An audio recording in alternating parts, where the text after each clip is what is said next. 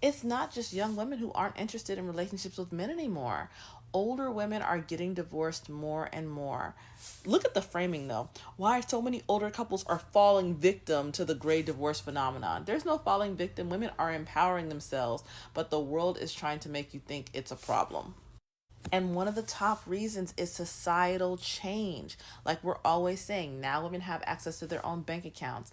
Now they see their granddaughters who are happily living without men, and they say, I want some of that joy too.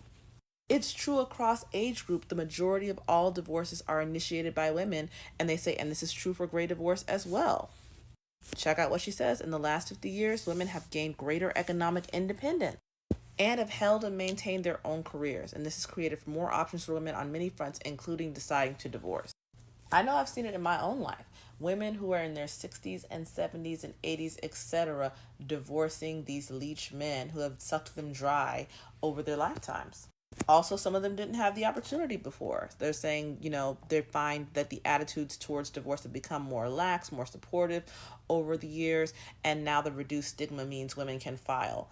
All the people in their lives who were keeping them from doing it have gone on.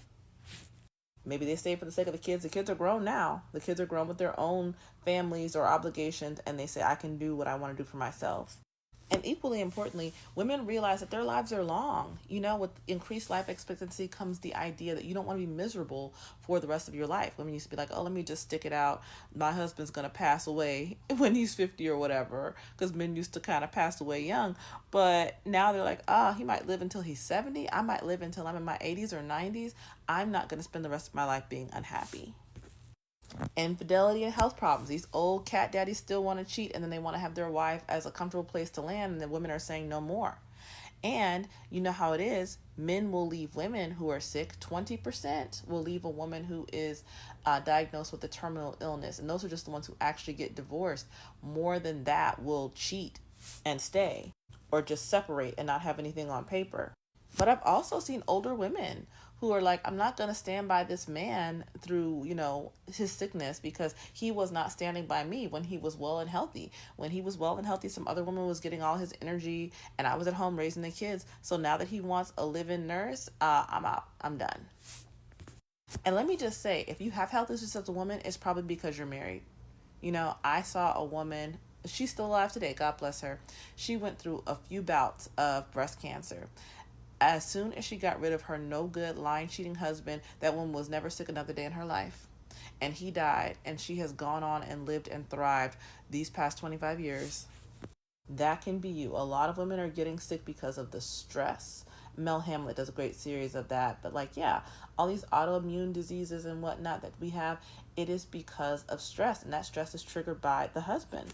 So get rid of him. Watch your health grow and glow. And of course, they're divorcing because of financial issues. They call it financial infidelity when men are, hiding bills and their large purchases, spending money on another woman. I always say, if he's not spending it on you, he's spending it on another woman. And men only contribute about 35% of their paychecks to the house, while women are contributing 90%.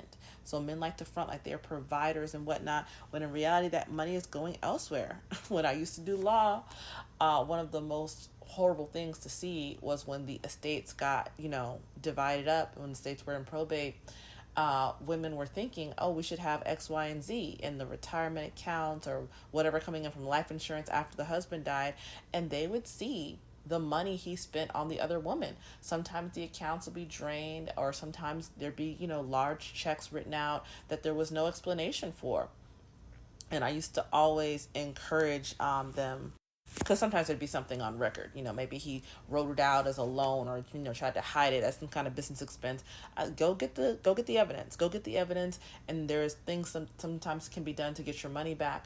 But I'll tell you one thing: I never ever saw it be a stranger. It was always somebody he worked with, somebody in the circle, somebody who they knew tangentially. Because men are kind of lazy. They're not gonna go out there and find a whole brand new woman. So I'm like, it's shameful. This man has been taking your money while telling you, oh, we don't have enough, or you got to cut back, and just out here spending it up on somebody else. That's why you always have to have control of your finances, ladies.